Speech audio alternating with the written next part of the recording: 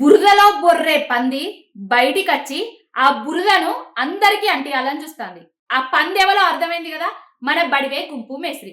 పట్టపగలు 50 లక్షల బ్యాగు సంచులతోటి దొరికిన దొంగ అందరినీ దొంగలు చేద్దామని చూస్తాడు.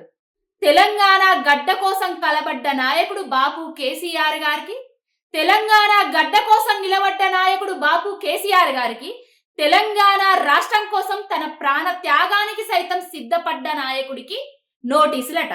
దేనికిరా నోటీసులు? ఎవరికిరా నోటీసులు? ఎందుకురా నోటీసులు?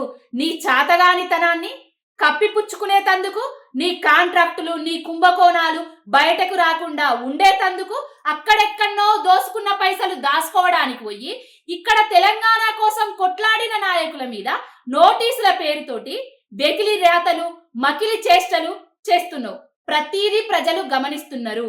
బాపు కేసీఆర్ గారికి నోటీసులంటే తెలంగాణ గడ్డకు నోటీసులు, తెలంగాణలో ఉన్న ప్రతి బిడ్డకు నోటీసులు అన్నట్టు లెక్క.